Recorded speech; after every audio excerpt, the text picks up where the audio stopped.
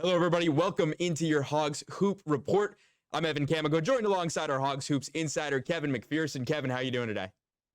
Doing great, man. It's been a busy week in Razorback basketball. I can't wait to get to it. And good to see you, Evan. Yeah, great to see you. I know we don't get to do this too often, so let's jump right into it. Recruiting news, visit from K&R Boateng this week. How did that go? What are you telling us? And I mean, sounds like it went pretty well. You know, it did. I got to talk to Honor about it, and I had a story I published this morning on hogville.net. But he's taken multiple unofficial visits. Last year, he had 2 unofficial visits within a 5-week span to Arkansas, but this was an official visit. He got to do a lot more, and he said that really gave him a chance to engage with the coaching staff. You know, he's attended multiple Arkansas practices. That was the case during his official visit on Friday. He said it was electric, but it always is. And he said that he really holds the whole program, coaches, players, staffers, everything he saw. He said holds it in really high regard. Now, he's a guy that just released his top 8 schools. Arkansas's in there, got the first official visit since he released his top 8 last weekend. But you got schools like Missouri, Indiana, Georgia Tech, Ohio State, LSU, Auburn, Virginia Tech. So let's see how many more visits he takes. But he's very pleased with that Arkansas visit. And again, the more you get to interact with the staff, the more you build that relationship, and there's bonding. And I've been to Little Rock Central. That's where the young man plays. 6'5" wing, 5-star, by the way, national top 10 according to on3.com. But Boateng at Little Rock Central, Arkansas coaches, including Eric Molsman, I've been on that campus at least 3 times over the past couple of years when they've been there to see him. They've been on the road to recruit him, whether it's grassroots events. So there, it's been a lot of interaction there over the years. He's held an Arkansas offer for nearly 2 years. But this official visit, I think, went very well based on what Honor told me, and also based on some feedback I'm getting from the other side of things. I can't name names, but they felt like it went very well. So that, that's kind of both sides of it saying the same thing. Typically, you're going to hear stuff like that, but I get a sense that this went a little bit better than maybe everybody. Not that they were coming into it not thinking it wouldn't go great, but you always would rather hear that than maybe something less than that. So it was positive. Yeah, so that's a good thing. We'll keep an eye on it, Evan. Look, Arkansas has kind of slow played recruiting for this upcoming senior high school class. This is the first official visit for that class. And here we are really kind of flipping the calendar page over to August here. Normally, when you look at Arkansas's last 2 top 5 ranked high school classes, 2020, 2022, a lot of those players were coming in June. They started taking visits in early June. And so this was a little different tact. I find it very interesting as Arkansas is going to continue to be busy with another visitor in a few days from the class of 2025. But wrapping up on Boateng, I think not only did things go well, but let's see if he takes other visits. I think he plans to. I assume at least probably planning to visit half of those 8 teams, so maybe 4.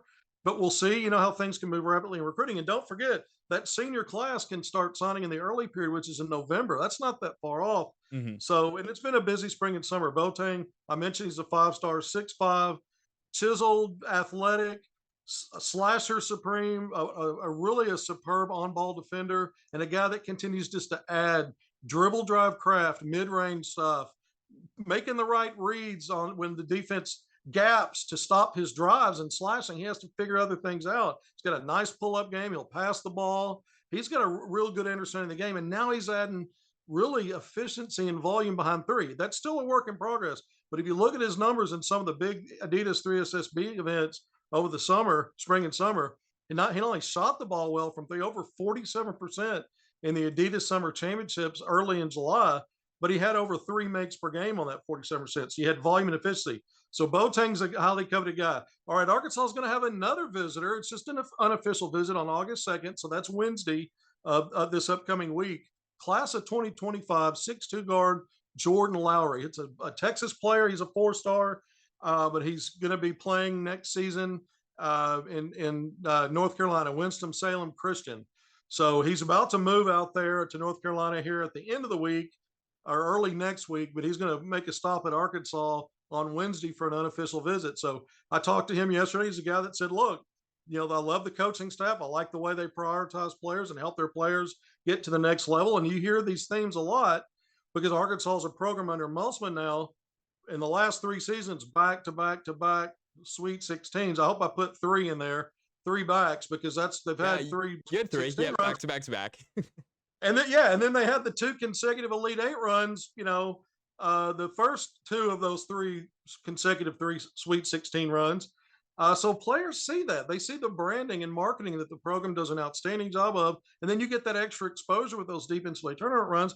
And then you see players from Arkansas getting drafted and sticking in the NBA. He had 3 players just drafted. So Boateng talked about Arkansas explaining to him on this visit their process to get players to the draft and all that NBA coaching experience. And young players like Lowry coming in on Wednesday are going to hear some of the same stuff. So Arkansas kind of has things rolling in recruiting. I think the difference right now, as I talk about the slow play with visits, it's starting to pick up a little bit at least here in the next few days, because you had Boateng on Friday, and within a week, less than a week's time, Lowry from class of 2025 coming in. So Arkansas visit part of the recruiting is starting to pick up a little bit. Yeah, and I love that you kind of brought up that the fact that Boateng said that he called it, electric when he was here, because you see that with the coaching staff. That's something that Muss does really well, whether that's on the court or even earlier this week, they were all out on the lake in the boat and jet skiing and tubing, and it just seems like such a fun program to really be around. And even to the NBA point that you just made, Monty Patel from the basketball tournament was like, yeah, like, go to Arkansas. It's so underrated, and they are, prompting it and getting guys to that next level, to the NBA. So really credit to all of the coaching staff and here. And Boateng, for me, it'll be interesting to see what he does. Indiana, as a Hoosier, I'm a little torn there, but either or, we'll love to see him on the court. Anyway, filling out that roster a little bit. Adena J. Harris, what can you tell us about him? Well, what I can tell you is I've been talking for weeks, maybe months, it seems like, about an unnamed commit. People were throwing around silent commit. A silent commit's a guy that's not ready to put both feet in the boat. This guy was on campus in practicing under the radar. I think his name kind of got out there on social media, but he's been part of the program for a while. You got to go back to June, and here we are about to, like I said, roll into August. So his public announcement that he's a Razorback came on Friday late, 5 p.m. I think. Mm-hmm. So this is the 7th transfer edition. And this is, Musselman is known. When he was hired at Arkansas in April, he quickly assembled 5 players out of the portal, 3 of which had to redshirt for his second season, and 2 who were able to play, headlined by Jimmy Witt Jr., who had a strong final year of college in that first season of Musselman in 1920 here at Arkansas. But it's just been a parade of portal guys. But this is the heaviest class that he's had here at Arkansas going into year 5, 7. You've got the 2 high school signees. You've got 5 returnees. I just wrote a big analysis about all of these veteran qualities of this roster. They've got, when you add up the 5 returnees and the 7 guys out of the portal, you've got 35 years of Division I experience. Wow. Contrasting last year, we had 3 one and dones who just came fresh out of high school, 19 years old, drafted just a few weeks ago. And those guys playing big roles. Now you're going to have a lot more to choose from in terms of guys that have been there, done that on the D1 level. We're talking grown men. We're talking about guys in their 20s. They're looking ahead to their mid-20s. So I think that's a big thing. Adena J. Harris is the next piece to that, right? Yeah. And here's a guy that spent a year in junior college, had a redshirt season at Southern Miss, and played 3 years at Southern Miss. He actually, when he got in the portal earlier in the spring, he committed to New Mexico State. And then around mid-June, he decommitted from there. It wasn't long after that he was, not only did he privately commit, or however you want to phrase it, to Arkansas, but he got to campus and became part of that program. So if you're doing the math, I just went through some of the numbers, Evan. 7 out of the portal, 2 high school signees, 5 returnees. That's 14 players. But we know just over a week ago, Arkansas announced, it came out that Keon Minifield Jr., the Washington transfer, 6'1" guard, is going to be a non-scholarship redshirt. So that works the numbers out. If you got 14 and one guy's non-scholarship, you can only have 13 on scholarship, and that's going to work out. We know Bay Fall, the 6'10" forward center, was a guy that was kind of in flux in terms of when was he going to get on campus. Everybody else moved in late May. He got there late June. He started practicing early July. We've been talking about that. But of the 13 scholarship players, including him, right now, if the season started today, all 13 would be available to play in terms of availability. Assuming everybody's at full health, if the season started today, all 13 scholarships would be available to play. Again, in this world we live in, where there's always something new around the corner, that's how things stand today. I can't predict the future, with anything and how it might play out. But right now, that's what it looks like. And we're talking right now. So I'm giving it to you how I see it. We know Chandler Lawson, by the way, prior to this announcement with Adena J. Harris, Chandler Lawson committed to Arkansas in late June. And he should be very soon practicing and part of the team in official capacity. That's getting cleared up and worked out. But again, that's a grad transfer from Memphis. Man, there's so much experience, and I love this team when I look at what Musselman's brought in to improve on what's been a dreadful three-point shooting team the last 2 seasons. Despite postseason success, Arkansas has really struggled from three. Took a step back last year on the free throw line after being one of the best in terms of makes, attempts, efficiency in prior years under Musselman here at Arkansas. So I think he's addressed all that with a lot of the guys that he brought in. But I also think that all those years of experience, I wrote about this, the returnees, guys like Devo Davis being the last of the 5 returnees to say he's coming back, Trevor Brazil being the first. Those are 5-star recruiting wins when you're talking about retention. Mm-hmm. And then again, the mix of all of it and all that experience. This is a team on paper that looks like a roster that can make another deep run past the first week of the NCAA tournament. We don't know yet about chemistry and those things. You mentioned the outing on the lake. I mean, those are the team bonding things in June and July that Arkansas does away from the basketball court. They have those limited practices, 4 hours a week they're allowed for on-court instruction. I just want to kind of wrap that up to say this part of it, to say that's going to be winding down here in the next few days. The June and July early practice in those 4 hours per week, all that part of the season, if you want to call it part of the season, is going to be winding down the next few days. Arkansas will have a little break, and then things ramp up for the official 23-24 campaign when they get back. They won't be out long, but a week or two. Yeah, and it's so interesting that the point you bring up about experience, you see all these teams making deep runs. You look at that Miami team last year under Jim Larrañaga, and they had such a deep roster of experienced guys. They were there the year before, and you look, now you bring in 35, guys with 7 new guys and 35 plus years of experience. You don't see that around a lot of programs, especially with how the transfer portal works now and NIL, that a team that's so deep, that's not something you typically see anymore in college basketball. Well, again, Arkansas had 6 freshmen last year. Mm-hmm. And when you really look at it, even Trevor Brazil, who got hurt, who was their most versatile frontline player, he'd only played a freshman season at Missouri before transferring to Arkansas. There just wasn't a lot of experience. I mean, Ricky Council, who was Arkansas's leading scorer and among the leaders in the SEC in scoring, and he was Arkansas's best free throw shooter, got there in volume. But there was a guy that did have 2 years of college experience, and that was kind of your veteran go-to guy, in that group. And of course, Devo Davis had 2 years experience coming in last year. So now you've got guys that are those traditional looking fourth-year juniors or fourth-year juniors or fifth-year senior. I mean, you got a lot of that. You got a lot of years, like I said, 35 years of collective Division I experience among these scholarship players. And so it is a different look in this day and age compared to a lot of schools. And when you consider that Arkansas has had success recruiting 5-star players of late and one and dones going back the previous 3 recruiting cycles, Musselman's done a very good job of kind of a balance there. And I wrote about this in that article. I talked about how he's always heavy on the portal recruiting, sometimes heavy in high school, sometimes light. Layden Blocker and Bay Fall, outstanding freshmen coming in. Both of those guys are going to help Arkansas. Yeah, so I'm not, because they don't have D1 experience, doesn't mean they're not going to plug in and help. Musselman has a spoil of riches in terms of the depth he can choose from. We know he drills it down to 7 or 8, but man, he's got a lot of toys, a lot of options, a lot of tinkering to do. He always does. Arkansas tends to stumble early in SEC play with all these veteran guys. That might not happen this year. They may be kind of clicking by the time conference play rolls around. We don't know, but we do know one thing: their first test won't even count. They get a freebie exhibition game against Purdue in the Big House at Bud Walton Arena. You beat me right to it. Look, I'm sorry. I should have let you segue this, but I get too excited and keep talking. Arkansas went to Texas last year for an exhibition game in late October.